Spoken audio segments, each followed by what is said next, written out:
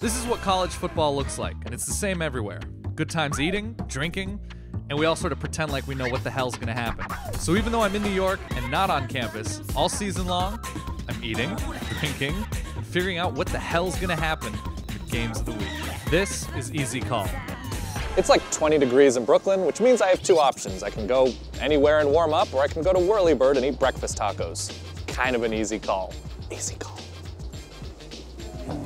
All right, first of all, really nice to be inside. It's real cold outside. Second of all, Iron Bowl, rivalry week, week 14. There's all sorts of excitement. Thursday, Friday, and Saturday. Iron Bowl, 10.5-point favorites. Alabama going to Jordan Hare for another big one. It's been like 4 or 5 straight.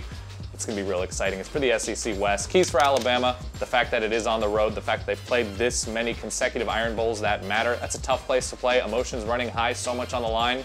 That's a big thing. Next, turnovers. Last time Alabama went on the road, Mississippi State, this many turnovers. Can't have that against a really good Auburn team that can take advantage. Not as good as Alabama, but they can take advantage. And finally, the defensive front for Alabama. And it's not just about stopping that rushing attack, it's getting to Nick Marshall. Probably better than people give him credit for, can get in a rhythm, has nice touch, gotta get to him, especially early on first and second down.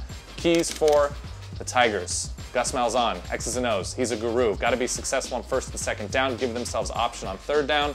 That would be very nice for Auburn. Next, the quarterback position. Nick Marshall's going to have to connect on balls, not just in play action. He's had the luxury of playing only the SEC's worst pass defenses, but it still makes him a good QB. He is decent, has to be able to just step back and throw. And finally, defensive front for Auburn. They need to get production with minimal help from linebackers, safeties, because play action, Alabama, A.J. McCarron over the top, that's a game ender. Can't have that. I think this game is relatively close in the first half. I'm going to go Alabama because it's Alabama minus anything.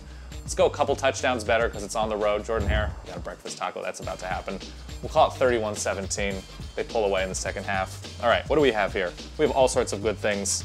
I'm going to take a bite because eating is more fun than talking. Oh man, this is the best breakfast taco in New York. It just is. Okay, let's stay in the SEC. It is a big weekend down south. Missouri, 4.5-point favorites, hosting Texas A&M. Texas A&M coming off the loss at LSU. Another tough road game. Missouri, 1 game away from the SEC championship. So fun. Texas A&M, keys.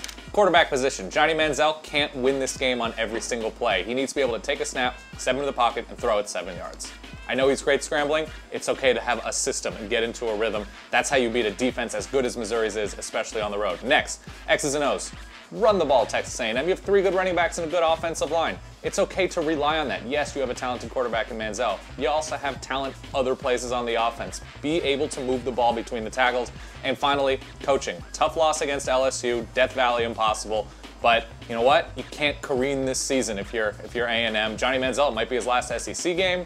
You have to be able to keep this team focused because there is that emotional letdown possibility against a team like Missouri playing for so much. Keys for Missouri, quarterback position. James Franklin made a start last week, had a good enough weekend, but going against Texas A&M, there is shootout potential. He needs to be able to get back into a rhythm, especially if they're going to be good in the SEC championship game. Next, the running back position. I didn't even bother talking about Texas A&M's defense because they're real bad.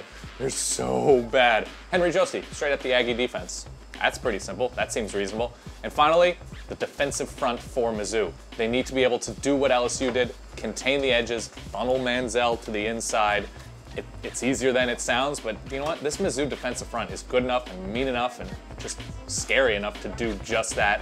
I'm going to go with that. I'm going to go Mizzou. I don't think the bottom completely falls out of Texas A&M, but I don't think they're keeping this win within a touchdown. Let's go Mizzou 34, A&M 23. I think it gets ugly. I'm going to talk about this breakfast taco because, you know, Texas A&M, Texas breakfast tacos, eggs, chorizo, cilantro. You got jalapeno chips on top for that added crunch. That's a unique little nugget I'm a big fan of. Good spice, balanced. Key, tortilla crisped up. Come on, it's not rocket science, it's just smart science. All right, it's time to go ACC. The Palmetto State is on the line. Clemson, I believe that's how you pronounce it. Clemson on the road, taking on South Carolina. Clemson 5.5-point dogs. As good as they've been, they're now a top 5 team once again.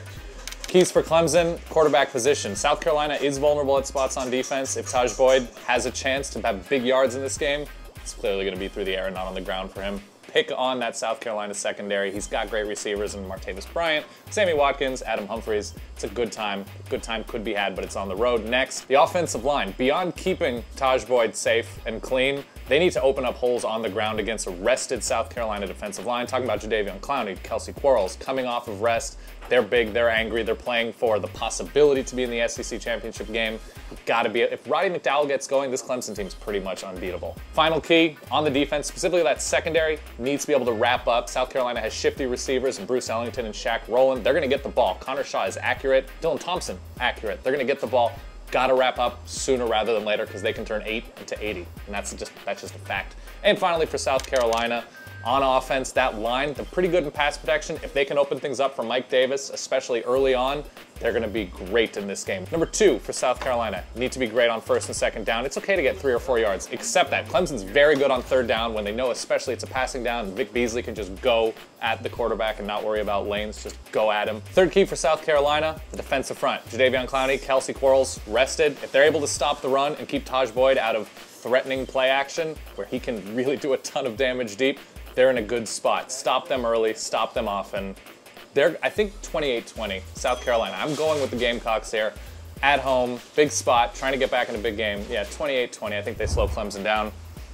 I'm just gonna enjoy some coffee. Got an Americano. Again, frozen outside. This isn't rocket science. It's cold outside, it's warm, all up in here. Oh, rejuvenation. All right, next game, finally going out west. UCLA traveling all the way to USC, Coliseum. Trojans 3.5-point favorites at home. Keys for UCLA, Brett Hundley at that quarterback position, throws a beautiful deep ball. They don't even need that early on, but throw at least good intermediate balls early on, whether it's to Duarte, whether it's to Shaq Evans, whatever it is, just to soften up that USC defense, because they do it really well up front, USC does. Key number 2 for the Bruins, that's secondary. They've been pretty good this season. Got to keep Marquise Lee, who should be back for this game, and Nelson Aguilar in front of them. Make Cody Kessler nickel and dime them up and down the field, because those two, game changers, especially deep. And finally, coaching. UCLA coming off of a really disheartening loss to ASU at home, going into a rivalry game, mixed emotion. Jim Mora, that staff, got to keep the players from getting too high, too low in this game and really focus on a play-to-play level. Sounds like a cliche, but coming off that ASU loss, which they probably should have won, it's important. USC, that offensive line, not great at getting a push. They can still succeed offensively without that push, but that means Buck Allen needs to be able to get yards after contact, which he's capable of. He's been really good. Next, youth for USC. They've got a young secondary, a talented as hell secondary.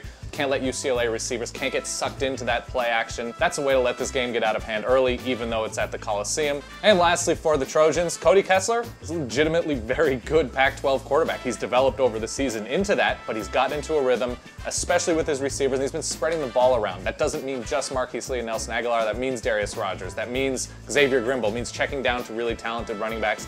Keep doing that. Have confidence in him. Clay Helton and the USC staff seems to. I like the Trojans here at home. I think it's close game throughout, 30-24 USC covers, and really finishes the season on a nice note for whoever comes in as the next coach. All right, we've got a special off-the-menu taco. I'm a huge off-the-menu fan. We've got the chorizo, we've got melted cheese on a double tortilla. If you're gonna hold tortillas together with anything, make it cheese. Holy I mean, screw best breakfast taco. This is just one of the best tacos I've had. Holy hell. When you land in New York, just take a cab here.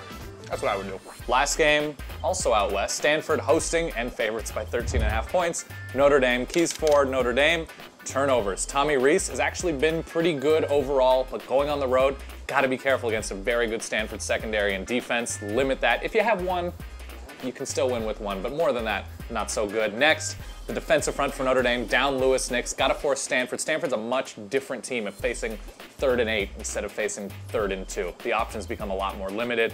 Get Kevin Hogan into passing downs, that's always nice. And the final key, the running back position has been sort of an up and down place. Cam McDaniel has been pretty good. Torian Folson has had his moments. If the two of them can average like 4.5 yards per carry, Notre Dame's in this game in the 4th quarter. That seems like a good thing. Keys for Stanford, the coaching. This game doesn't matter a ton for Stanford. They're in the Pac-12 championship game. This game is not going towards their Pac-12 record. Got to keep this team up just to keep them in a rhythm for next week. This is a team that should have focus, a very good coaching staff, but it's still a concern. Next, speed. Ty Montgomery has disappeared a little bit this season. is looking like he's in a rhythm right now at the receiver position. Get him the ball. The more touches he has, the more Stanford can separate themselves in this game. That's why Stanford's a double-digit favorite. Get him the ball early and often. Actually, before we go to the third key, we'll go with some corn salad. Creamy to mix up the spice. Some corn, cilantro, tomato, a little pico. Yeah. Nice little flavor intermission. And last key for the Stanford Cardinals team, the offensive line. Great offensive line. You're playing against Notre Dame team, of course, down Irish chocolate. I can say that. Lewis Nix. He's a big factor in the middle. He's their wall. He's their stopper. Take advantage of that, especially not even just between the tackles, between the guards. Go straight at Notre Dame. Force them to, I don't know, get ugly with it. If Stanford can succeed doing that, they're in a terrific place to win this game by 17 or 20 points. I think because I don't know if Stanford's really that up for this game. I don't know. I feel good about Notre Dame keeping it close. I'm going to say 24-20. Stanford still wins. I'm taking the points here. It feels like too many points when I'm not quite sure the motivation. Yeah, let's go Notre Dame. All right, there you have it. 40-23-2 on the season, 4-1 last week. You're welcome, newly minted millionaires. This week, South Carolina, Alabama, Missouri, USC, and Notre Dame. I feel good about my picks. Feel great about the breakfast tacos in my belly. Happy Thanksgiving, everybody. See you next week.